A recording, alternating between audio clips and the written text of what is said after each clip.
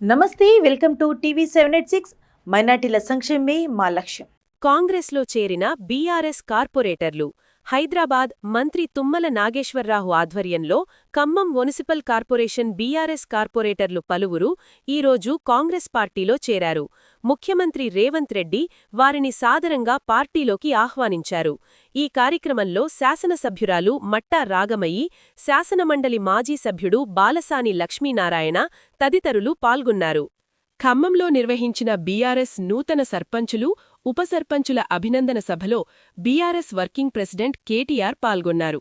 ఈ సమావేశంలో ఎంపీ వద్దిరాజు రవిచంద్ర, మాజీ మంత్రి పువ్వాడ అజయ్ కుమార్, మాజీ ఎంపీ నామా నాగేశ్వరరావు, మాజీ ఎమ్మెల్యే భద్రాద్రి జిల్లా అధ్యక్షుడు రేగా కాంతారావు, మాజీ ఎమ్మెల్యేలు సంద్ర వెంకట వీరయ్య, కందాల ఉపేందర్ రెడ్డి, హరిప్రియా నాయక్, మెచ్చా నాగేశ్వరరావు, వనమా వెంకటేశ్వరరావు, మాజీ జడ్పీ చైర్మన్ దిండిగల కమల్రాజు, మాజీ డీసీసీబీ చైర్మన్ కూరాకుల నాగభూషణం, మాజీ గ్రంథాలయ సంస్థ చైర్మన్లు దిండిగల రాజేందర్, కమర్, మాజీ ఎమ్మెల్యేలు చంద్రావతి, తాటి వెంకటేశ్వర్లు తదితరులు పాల్గొన్నారు. ఈరోజు ఖమ్మానికి వస్తుంటే మాకు పాలేరులో నాయకన్గూడెం కాడ మరి మా తమ్ముళ్ళు పాలేరు నియోజకవర్గ సోదరులు పెద్ద ఎత్తున అక్కడ స్వాగతం పలికారు.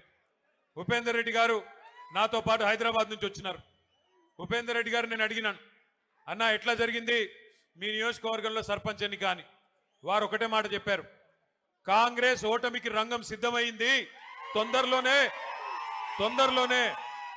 పల్లెల్లో ప్రజలు భరతం పట్టడానికి సిద్ధంగా ఉన్నారు, తొందరలో కార్పొరేషన్లో కూడా అదే జరగబోతోంది, మున్సిపాలిటీలో కూడా అదే జరగబోతోంది.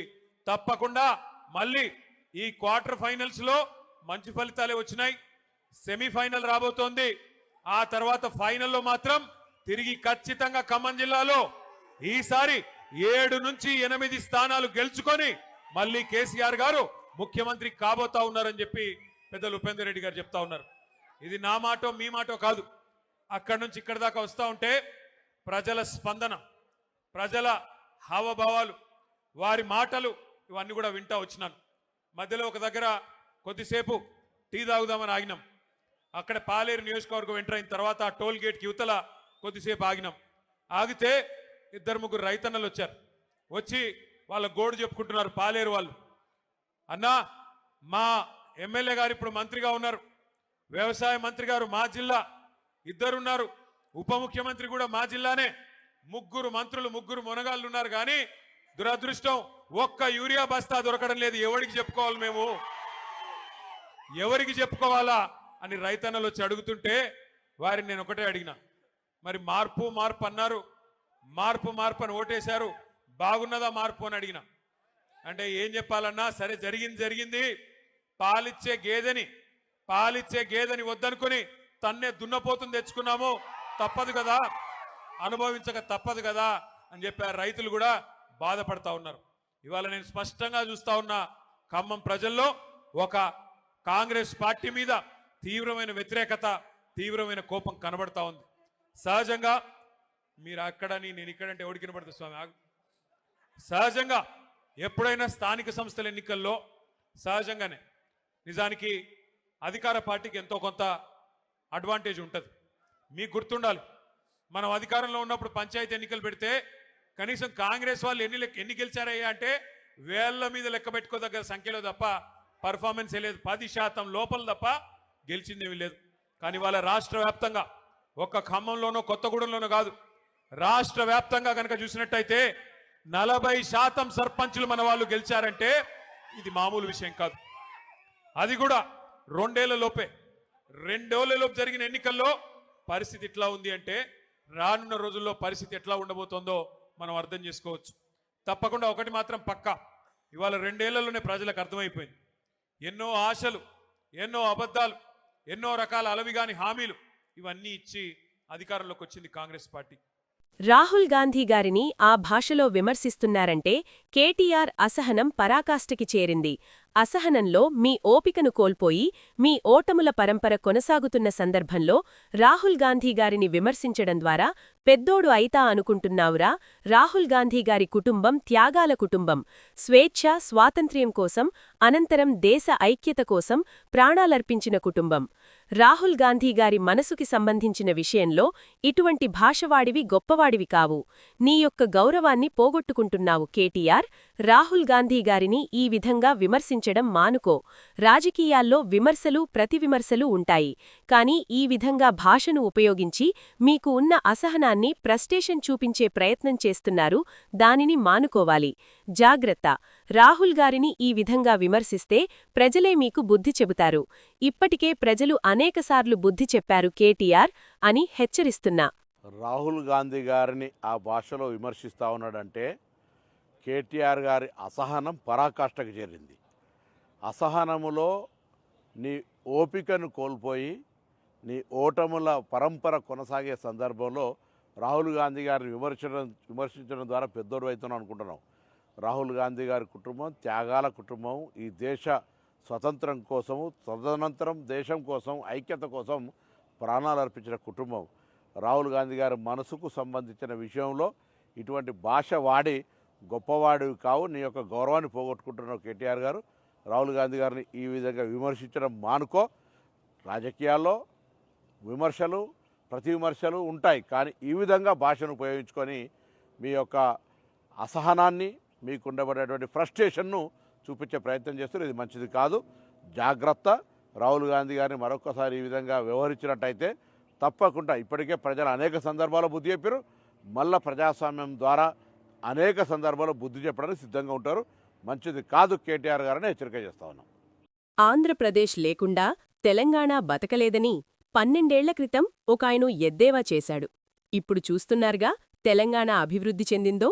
మేము లేకుంటే మీకు కరెంటు కూడా ఉండదని అప్పటి కాంగ్రెస్ ముఖ్యమంత్రి ఒకతనన్నాడు. ఇప్పుడాయన వాషింగ్ మెషీన్ పార్టీ అయిన బీజేపీలో చేరాడు. Telangana will not survive. See how well Telangana is surviving after the bifurcation of the state of Andhra Pradesh. I remember one leader, I do not want to mention his name, he was saying कि अगर तेलंगाना बनेगा तो तेलंगाना में बिजली नहीं होगी, तेलंगाना बनेगा तो पानी नहीं होगा, तेलंगाना बनेगा तो पैसा नहीं होगा. वो भी कांग्रेस के ही थे, चीफ मिनिस्टर बोले थे. लेकिन मैं कहूंगा सर कि आज you see sir, now it is different case. He is not with the Congress also, he is in a BJP sir. He's gone there, sir. Probably he had to go because the washing machine is with BJP, sir. Sir, the washing machine is in BJP, sir. మీరెవరికీ భయపడొద్దు. మీకు అండగా ఉంటామని మాజీ మంత్రి, deputy floor leader Talasani Srinivas Yadav Dasaram బస్తీ గుడిసెవాసులకు భరోసా ఇచ్చారు. ఇటీవల సనత్నగర్లోని దాసారం బస్తీలో గుడిసెవాసులు ఎమ్మెల్యే తలసాని శ్రీనివాస్ యాదవ్ను కలిసి తమ గుడిసెలు ఖాళీ చెయ్యాలని కొంతమంది వ్యక్తులు భయభ్రాంతులకు గురిచేస్తున్నారని విన్నవించారు. స్పందించిన ఎమ్మెల్యే తలసాని శ్రీనివాస్ యాదవ్ అధికారులతో కలిసి దాసారం బస్తీలో పర్యటించి స్థానిక గుడిసెవాసుల సమస్యలను తెలుసుకున్నారు. ఈ సందర్భంగా ఎమ్మెల్యే తలసాని శ్రీనివాస్ యాదవ్ మాట్లాడుతూ 35 సంవత్సరాల క్రితం బ్రతుకుదెరువు కోసం నగరానికి వచ్చి ఈ ప్రాంతంలో గుడిసెలు వేసుకుని జీవనం సాగిస్తున్నారని తెలిపారు. వీరు నగరంలోని వివిధ ప్రాంతాలలో చెత్తను సేకరిస్తూ పారిశుధ్య నిర్వహణతో పాటు జీవనోపాధి పొందుతున్నారని చెప్పారు. హైదరాబాద్ సిటీలో ఉన్నటువంటి చెత్తని ఎత్తేటువంటి వాళ్ళు, హైదరాబాద్ని శుభ్రం చేసేటువంటి మరి ఈ కుటుంబాలు వాళ్ళ బతుకు తెరువు కోసం హైదరాబాద్ ఒక 35 సంవత్సరాలు 33 సంవత్సరాల క్రితం వచ్చి ఈ ప్రాంతంలో నివాసం ఏర్పాటు చేసుకొని వాళ్ళు ఉంటున్నారు. వాళ్ళకు అన్ని సౌకర్యాలు అంటే గతంలో ఒకప్పుడు కరెంట్ లేదు, మంచినీళ్ళు లేవు. ఆ సౌకర్యాలన్నీ, రెండోది ఇక్కడ ఓటర్లు కూడా వాళ్ళు. బట్ ఎవరో ప్రైవేటు వ్యక్తులు, అదేవిధంగా ఆంధ్రప్రదేశ్ వక్ఫ్ బోర్డు ఆ కేసు రీసెంట్గా విన్నారని చెప్పేసి వీళ్ళ మీద దౌర్జన్యం చేసేటువంటి కార్యక్రమం జరుగుతుంది. వీళ్ళను ఉన్న ఫలంగా ఈ వేలాది మందిని రాత్రి తీసేస్తామన్నటువంటి ఒక కుట్ర జరుగుతుంది. దీన్ని అన్ని విధాలుగా ఎదిరించి నిలబడతాం. వాళ్ళకి ధైర్యం చెప్తున్నాం, మీరు ధైర్యంగా ఉండండి. రెండోది లీగల్గా కూడా ఏ పద్ధతిలో ఫైట్ చేయవచ్చో లీగల్గా కూడా మేము ఫైట్ చేస్తాం. ఎందుకంటే 33 సంవత్సరాలు పొజిషన్ మీద ఉన్నటువంటి వీళ్ళు పేదవాళ్ళు, అంటే పేదరికంలో అతి పేదవాళ్ళు. మరి వాళ్ళ మీద దౌర్జన్యం చేసేటువంటి కార్యక్రమం జరుగుతుందో దీన్ని తీవ్రంగా ఖండించడమే కాకుండా తప్పకుండా ఈ ఇష్యూలో చాలా సీరియస్గా ఉంటామని చెప్పి తెలియజేస్తాం. అల్వాల్ బీజేపీ నాయకులు మల్కాజ్గిరి ఎమ్మెల్యే మర్రి రాజశేఖర్ రెడ్డిపై చేసిన వ్యాఖ్యలను ఖండిస్తూ అల్వాల్ బీఆర్ఎస్ నాయకులు మీడియా సమావేశం నిర్వహించారు. అల్వాల్ బీజేపీ నాయకులు మల్కాజ్గిరి ఎమ్మెల్యే మర్రి రాజశేఖర్ రెడ్డిపై చేసిన విమర్శలను ఖండిస్తూ అల్వాల్ బీఆర్ఎస్ నాయకులు విలేకరుల సమావేశం నిర్వహించారు. ఈ సందర్భంగా వారు మాట్లాడుతూ కేంద్రం నుండి నిధుల సమీకరణకు మల్కాజ్గిరి ఎమ్మెల్యే మర్రి రాజశేఖర్ రెడ్డి కృషి ఎంతగానో ఉందని అల్వాల్ కార్పొరేటర్ శాంతి శ్రీనివాస్ రెడ్డి స్పష్టం చేశారు. మల్కాజ్గిరి నియోజకవర్గ సమస్యలపై ఎమ్మెల్యే మర్రి రాజశేఖర్ రెడ్డి విక్రమార్కుడిలా నిరంతరం పోరాడుతున్నారని తెలిపారు. మరియు ఈరోజు వచ్చిన మన బీఆర్ఎస్ పార్టీ లీడర్స్ అందరికీ కూడా పేరు పేరున నా నమస్కారాలు. ఈరోజు మేము ప్రెస్ మీట్ పెట్టే ముఖ్య ఉద్దేశం ఏంటంటే, నిన్న బీజేపీ నాయకులు కొందరు చాలామంది నోటికొచ్చినట్టు మాట్లాడడం జరిగింది. వారికి అసలు అంటే ఈ ఆర్యూపీల గురించి కానీ దీని గురించి కానీ అసలు అవగాహన ఉందో లేదో అనే మాకు డౌట్ ఉంది. ఎందుకంటే ఇప్పుడు ఉన్న మన ఎమ్మెల్యే మర్రి రాజశేఖర్ రెడ్డి గారు ఎమ్మెల్యేగా గెలిచినప్పటి నుంచి కూడా ప్రజల్లో ఉంటూ ఫస్ట్ ఆయన పని చేయాలి అనుకున్నది మెయిన్గా ఈ మల్కాజ్గిరి ప్రాంతం అంతా కూడా ఈ రైల్వే దిగ్బంధంలో ఉంది. దీన్ని మనం తొలగించుకొని ప్రజలకు అందరికీ కూడా మనం వీళ్ళందరినీ కూడా దీని నుంచి రిలీజ్ చేయాలని చెప్పి ఆ ఉద్దేశంతో ముందుకెళ్తూ ప్రతి ఒక్క రైల్వే మేనేజర్స్ వాళ్ళందరినీ కూడా కలవడం జరుగుతుంది. వారితో పాటు మమ్మల్ని తీసుకెళ్లి ప్రతి దగ్గర రిప్రజెంటేషన్ ఇవ్వడం జరుగుతుంది. నిన్న వాళ్ళు అన్నారు, సరే ఇది సెంట్రల్ గవర్నమెంట్ ఫండ్ అని. ఫండ్ ఎవరిది అనేది ముఖ్యం కాదు, గ్రౌండ్ లెవెల్లో ఎవరు పనిచేస్తున్నారు, వాటికి ఉన్న అడ్డంకులు అంటే ఇప్పుడు స్టేట్ గవర్నమెంట్ నుంచి ఎన్ఓసీస్ ఏవైతే అవసరం ఉన్నాయో వాటికి ఎవరైనా వాళ్ళు ఎవరైనా వెళ్ళారా వాళ్ళ పార్టీ నుంచి. ఇక్కడ మా ఎమ్మెల్యే గారు ఏవైతే ఎన్ఓసీస్ అవసరం ఉన్నాయో స్టేట్ గవర్నమెంట్ నుంచి అవన్నీ తీసుకురావడం జరుగుతుంది. మరియు ఇంకా ఏవైతే ఈ ఆర్యూపీస్కి అవసరం ఉంటాయో మరి ఆయన లెవెల్లో ఆయన పనిచేస్తూ ఎంత తొందరగా వీలైతే అంత తొందరగా వర్క్ స్టార్ట్ చేయాలనే ఉద్దేశంతో ముందుకెళ్తున్నారు. కానీ ఈ బీజేపీ నాయకులు అందరూ కూడా అదంతా కనిపించట్లేదు. మరి వాళ్ళు అంటే కళ్ళు మూసుకున్నారా లేకపోతే చూడాలనుకోవట్లేదా నాకు అర్థమైతలేదు. మరి రోజు ఆయన ప్రజల్లో ఉంటూ ఇంత పని చేస్తుంటే అలా అనడానికి నోరెలా వచ్చిందో నాకు అర్థమైతలేదు. గత నెల 31న మైత్రివనం జంక్షన్ వద్ద జరిగిన డ్రంక్ అండ్ డ్రైవ్ తనిఖీల్లో పట్టుబడిన వారు నేడు సామాజిక సేవలో పాల్గొన్నారు. కోర్టు ఆదేశాల మేరకు మొత్తం 18 మంది శిక్ష విధించారు. ఇందులో భాగంగా మైత్రివనం వద్ద సామాజిక సేవ చేస్తున్నారు. మద్యం తాగి వాహనం నడపడం వల్ల కలిగే నష్టాలపై ప్రజలకు అవగాహన కల్పించే ఉద్దేశంతో పోలీసులు ఈ కార్యక్రమం చేపట్టినట్లు తెలిపారు. జీఎస్టీ ఎగవేత కేసులపై అధికారులు చర్యలు వేగవంతం చేశారు. Orange Travels, Trillion Lead factory private limited సంస్థలు జీఎస్టీని వసూలు చేసి ప్రభుత్వానికి అందజేయలేదని నిర్ధారించారు. ఆరెంజ్ ట్రావెల్స్ 28.24, ట్రిలియన్ లీడ్ 22 కోట్ల వరకు వసూలు చేసినట్లు గుర్తించారు.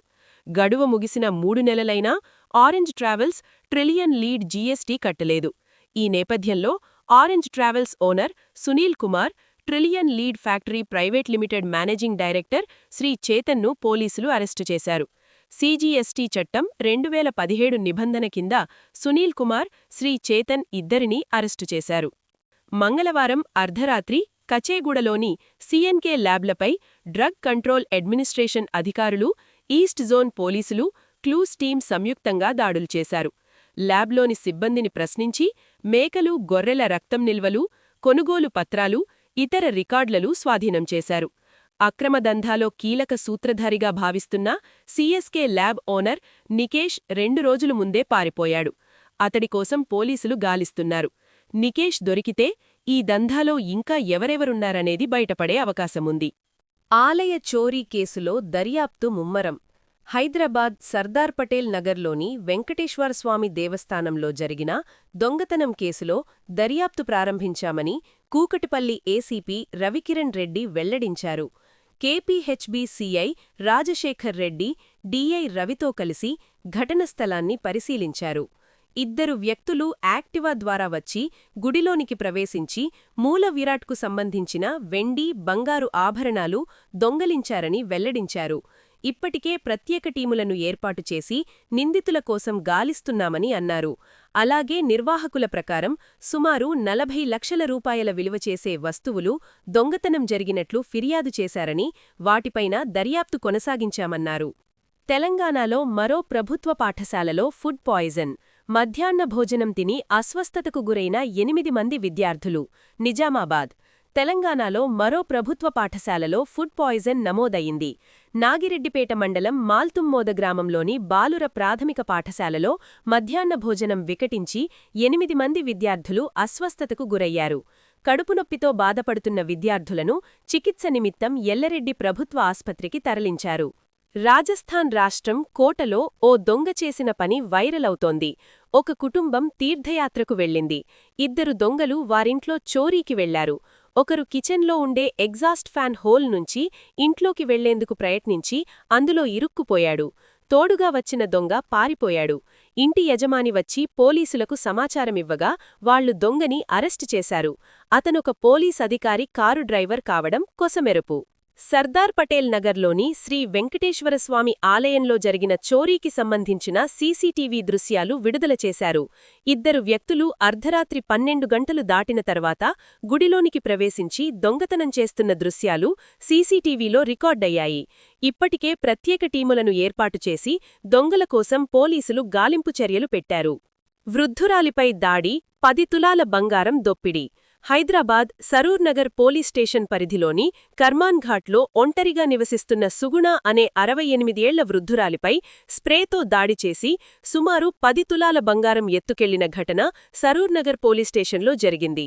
వృద్ధురాలికి పరిచయమైన రాలు సుమిత్ర అనే మహిళ మరో 2తో కలిసి ఒంటరిగా ఉన్న వృద్ధురాలి ఇంటికి వెళ్లి ముఖంపై స్ప్రేతో దాడి చేసి అపస్మారక స్థితిలోకి చేరిన తర్వాత తన ఒంటిపై ఉన్న 10 తులాల బంగారంతో ఉధారించారు. వృద్ధురాలి ఫిర్యాదు మేరకు సుమిత్రను అదుపులోకి తీసుకున్న సరూర్నగర్ పోలీసులు 2 కోసం గాలింపు చేపట్టారు. కూర్చొని ఇక నేను లేచేసరికి స్ప్రే కొట్టింది. కొట్టినాక 2 వచ్చారు. వాళ్ళనైతే నేను చూడలేదు. 2 వచ్చి పడేసి బ్లాంకెట్ పెద్దది కప్పి మెత్త మూతి మీద పెట్టి నూనె చున్నీ నోట్లో పెట్టిండ్రు. ఇక చంపాలనే ప్రయత్నం చేసిండ్రు. స్ప్రే కొట్టిండు. 3-4 డబ్బాలు కొట్టాడు. ఫస్ట్ ఒకటి అది కొట్టింది సుమిత్ర.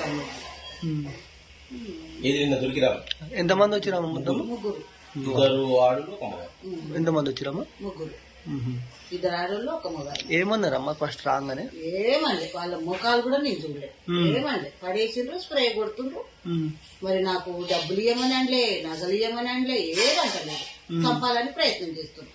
మధ్యలో ఇవన్నీ గుంజుకుంటున్నాడు. 10 తులాల బంగారం. ఎవరోని గుర్తుపడతావు? నేను సుమిత్రను మాకు ఒక ఆమె ద్వారా ఇంటికి వస్తుండే పోతుండే మంచిగానే ఉంటుండే. అక్క అక్క అంటుండే నన్ను. ఉంటది వెనుక కిరాయి. అంటే మీరు ఒక్కడే ఉంటారమ్మా ఇంట్లో? 31 నకిలీ సర్టిఫికెట్ల తయారీ ముఠా అరెస్టు. తాండూరు. తాండూరు కేంద్రంగా నకిలీ సర్టిఫికెట్లు తయారు చేస్తున్న ఓ ముఠా బాగోతం వెలుగు చూసింది. ఇంటర్నెట్ సెంటర్ నడుపుతున్న ఓ వ్యక్తి పలు మండలాల్లో ఏజెంట్లను పెట్టుకుని వారి ద్వారా ప్రజల నుంచి దరఖాస్తులు స్వీకరించి ఫేక్ సర్టిఫికెట్లు, భూములకు సంబంధించి నకిలీ ఈసీలు తయారు చేసి అమాయకుల నుంచి లక్షలు దోచుకుంటున్నాడు. ల్యాప్టాప్లో ఫోటోషాప్ ఆధారంగా నెట్లో ఒరిజినల్ సర్టిఫికెట్లను డౌన్లోడ్ చేసుకుని వాటిలోని సమాచారాన్ని ఎడిట్ చేస్తూ జనన మరణ ధృవీకరణ పత్రాలు తయారు చేస్తున్నాడు. ఇవి ఫేక్ అని తెలుసుకున్న చివరకు బాధితులు బషీరాబాద్ పోలీసులను ఆశ్రయించారు. వారు రంగంలోకి దిగి జిరాక్స్ సెంటర్ నడుపుతున్న ముఠాలోని ఓ ఏజెంటును అరెస్టు చేశారు. ఉద్యోగులకు చెల్లించే గ్రాట్యుయిటీ సీలింగ్ విధించి 2 లక్షలు మాత్రమే చెల్లిస్తున్నారు. గ్రాట్యుయిటీ చట్టాన్ని అమలుపరిచి చట్టప్రకారం గ్రాట్యుయిటీ చెల్లింపులు చెయ్యాలని కోరుచున్నాము. సహకార సంఘాలలో పనిచేసే ఉద్యోగులకు, ప్రభుత్వ ఉద్యోగులకు అమలయ్యే రిటైర్మెంట్ వయస్సు అమలుపరుచుకోవచ్చని చట్టంలో ఉన్నది. జీవో నెంబర్ 36లోనూ ప్రభుత్వం అనుమతించినందున మా ఉద్యోగులందరికీ ప్రభుత్వ ఉద్యోగులకు అమలగుచున్న 62 సంవత్సరాల రిటైర్మెంట్ వయస్సు అమలుపరచాలని కోరుచున్నాము. ఉద్యోగులకు 5 లక్షలకు తక్కువ కాకుండా ఆరోగ్య బీమా కల్పించాలి. అలాగే ఉద్యోగి సర్వీస్లో మరణిస్తే ఆ కుటుంబం ఆధారం లేకుండా పోతున్నందున ప్రతి ఉద్యోగికి 20 లక్షలు టర్మ్ ఇన్సూరెన్స్ పాలసీ చేయించి కుటుంబాలకు భరోసా కల్పించాలని కోరుచున్నాము. 2019 తర్వాత జాయిన్ అయిన వాళ్ళందరినీ కొన్ని చోట్ల తొలగించారండి. వాళ్ళని పర్మనెంట్ చేయాలని మేము ధర్నా చేస్తున్నాము. దీని మీద ప్రభుత్వం వారు కానీ ఇతరులు కానీ స్పందించి మా సమస్యలను పరిష్కరించవలసిందిగా కోరుచున్నాం. ఇంకోటి ఏంటంటే ముఖ్యంగా రిటైర్మెంట్ వయసుని అందరికీ 62 సంవత్సరాలకి చేస్తున్నారండి. సహకార సంఘాల్లోనే అది కొరవైపోతుంది. చాలామంది 60 సంవత్సరాలు చేసి వెళ్ళిపోయిన వాళ్ళు ఉన్నారు. దయచేసి వాళ్ళకు కూడా 62 చేయవలసిందిగా కోరడం జరుగుతుందండి. ఇంకోటి ఏంటంటే మేము తీసుకున్న జీతాలని డ్యూటీల్లో పెట్టడం జరుగుతుందండి. మాకు వచ్చేదే తక్కువ జీతాలు, ఆ జీతాలను కూడా ఎక్కువ తీసుకున్నట్టు చూపించేసి డ్యూటీల్లో పెడుతున్నారు. దయచేసి దాన్ని కూడా తొలగించాలి. ప్లస్ గ్రాడ్యుయేట్ చట్టం మాకు అమలు చేయట్లేదండి. దాన్ని కూడా చట్టబద్ధంగా గ్రాడ్యుయేట్ చట్టం అమలు చేసి 5 లక్షలకి పెంచాలని మేము డిమాండ్ చేస్తున్నామండి. ప్లస్ 30 జీవోని తప్పనిసరిగా అమలు చేయాలని మేము దీక్ష చేస్తున్నామండి. ఇవి ఈ ప్రోగ్రామ్ అప్డేట్స్. మరిన్ని అప్డేట్స్ కోసం స్టే ట్యూన్ విత్ టీవీ 786.